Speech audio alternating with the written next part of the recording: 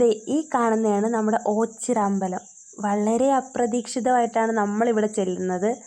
ഞാൻ ആ പാട്ടിൽ കേട്ടിട്ടുള്ളതല്ലാതെ എനിക്ക് വലിയ ഐഡിയ ഒന്നും ഇല്ലായിരുന്നു.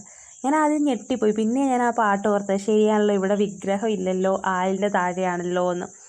നല്ല ഭംഗിയായിരുന്നു കേട്ടോ. പിന്നെ അവിടെ ഒരു ചേട്ടൻ നിന്നിട്ട് നമ്മളോട് പേരും നാളും പറഞ്ഞ അന്നേരം തന്നെ വഴിപാട് എന്തോ കഴിച്ചു തരും, പൈസ കൊടുക്കണമെന്ന് പറഞ്ഞു. പക്ഷെ നമ്മൾ അതിനൊന്നും നിന്നില്ല കേട്ടോ. പിന്നെ നമ്മൾ അടുത്ത് അവിടെയുള്ള കടകളൊക്കെ നോക്കി. ആ കടയിലൊക്കെ കയറിയപ്പോഴത്തേക്കും ഒരാളെൻ്റെ കണ്ണിൽ വന്നു. അതാണ് ഈ കാണുന്നത്. നല്ല ഭംഗിയില്ലേ? എനിക്ക് ഭയങ്കരമായിട്ട് ഇഷ്ടപ്പെട്ട ആ ബുദ്ധനെ. നല്ല ഭംഗിയുണ്ടായിരുന്നു കേട്ടോ ബുദ്ധനെ കാണാൻ വേണ്ടി.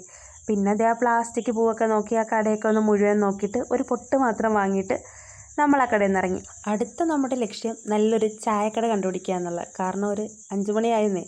അപ്പോഴത്തേക്കും ചായ ഇല്ലാതെ പിന്നെ ഇനി നമുക്ക് അങ്ങോട്ട് പറ്റത്തില്ല. അപ്പം നമ്മൾ തൊട്ടടുത്ത് തന്നെ അവിടെ ഒരു ആ ആലിൻ്റെ ഓപ്പോസിറ്റ് ഒരു ബജ്ജിക്കടയുണ്ടായിരുന്നു. നമ്മൾ നേരെ ആ ബജ്ജിക്കടയിലോട്ട് ചെന്നപ്പോൾ ആ ചേട്ടൻ പറഞ്ഞു, ചായ ഉണ്ടാക്കണം ചേട്ടൻ, ആശുപത്രിയിൽ പോയിരിക്കുക മക്കളെ, പുള്ളി വരാതെ ചായ ഉണ്ടാക്കാൻ പറ്റത്തില്ലെന്ന്.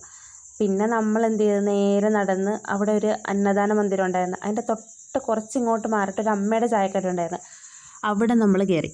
അപ്പോൾ അമ്മ ചായ ഇടുന്നത് നമ്മളിങ്ങനെ നോക്കിക്കൊണ്ട് നിന്നപ്പോഴത്തേക്കും ആ അമ്മ നമ്മളോട് പറഞ്ഞ്, ഇഷ്ടമുള്ള എന്താണെന്ന് വെച്ചാൽ കടി എടുത്തോ അതിൽ നിന്നെന്ന് പറഞ്ഞ്. അപ്പം ഞാൻ നേരെ ഒരു ഏത്തക്കാപ്പം എടുത്തപ്പോഴത്തേക്കും ചായ റെഡി.